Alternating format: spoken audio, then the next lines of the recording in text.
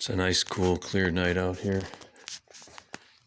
in Michigan, out in the pole barn. The Natty Buckeye has been temporarily replaced, maybe permanently replaced. We'll have to see. I got a Englander 17 VL, kind of a small stove. It's not very deep. Got a nice big window. Guess you can put 16-inch logs in here. It burns pretty good. I've had it up near 500. It's kind of a fussy little stove compared to the Natty Buckeye. I could start that thing up and get it hot pretty darn quick. This one's kind of slow and fussy. They got it dialed. They don't have enough oxygen getting in here. That's my professional opinion. They had another, where is it? This board baffle up above this baffle. It blocked off the passageway to the chimney up there. It blocked that off, if you can see that, if I'm doing that good.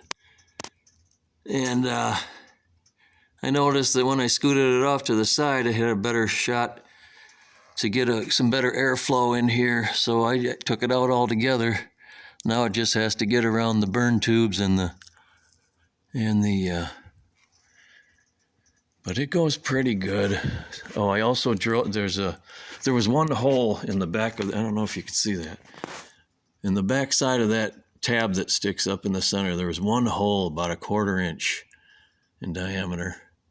Well, I drilled another one on one side a little lower and another one on the other side a little lower. So they shoot out a little lower.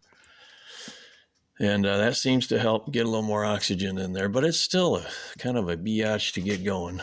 But then I noticed some interesting things that when I screw around with this stuff. It's got a cover. Oh, you can't see nothing down there. Hold on. There we go. Oh, wait a minute. Hold on, Charlie. Yeah, it's got this, I'd call that a cover. And that hides the mechanism for the slide for the air control. And what I found was if I put this fan underneath there and turn it on while this thing's burning, it kind of turbocharges this thing and it starts cooking real nice, because really this thing struggles to get up to its max of 500 or 600 up on the pipe there. But here, take a look at this. I'm going to turn the light off. I'm going to turn this fan on. We'll get an idea of how this is burning. I don't know if that reflection is. Oh, here we go. This is going to make it a lot easier to see what's going on. It's burning pretty good. Really can't complain. It's about at what's that? 400, which is usually I've been cooking it, getting it hot. You can't really see the numbers too good, but it's 400, just below 400, probably about 375 actually.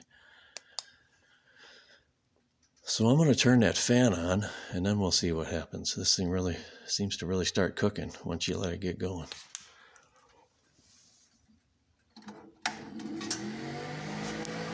There it is. And here we are.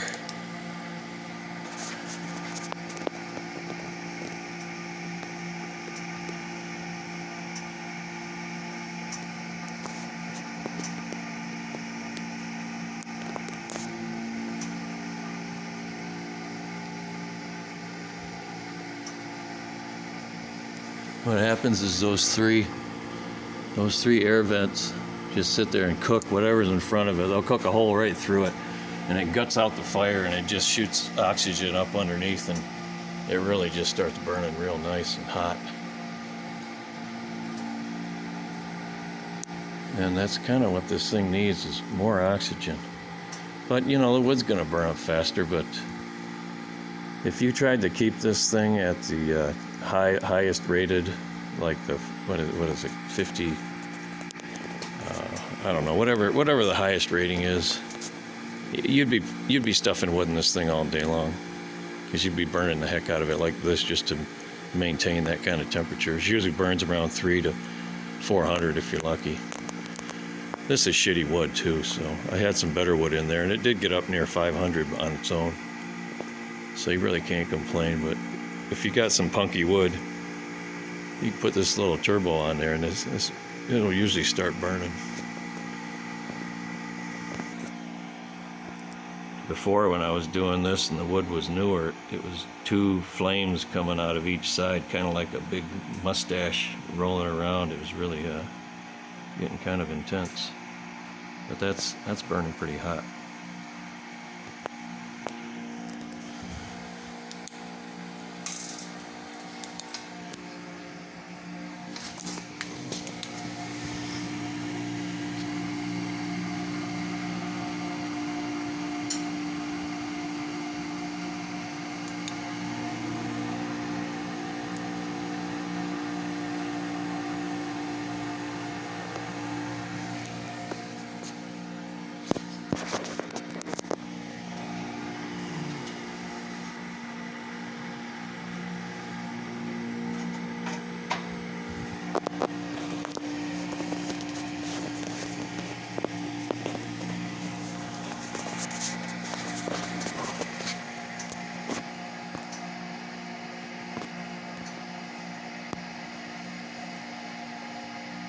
Oh, I didn't know this was on.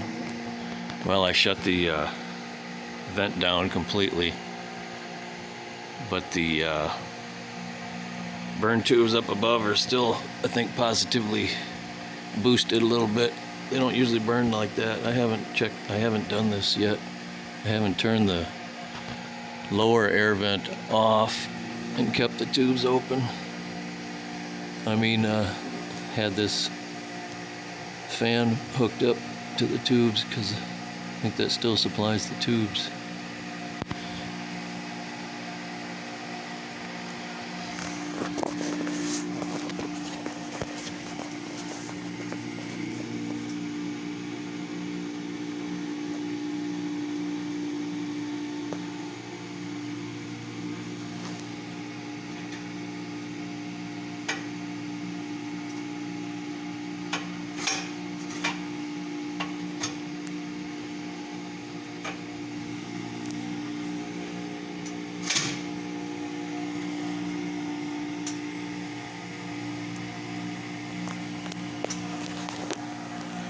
What's going on with this thing? Why is it turning on by itself?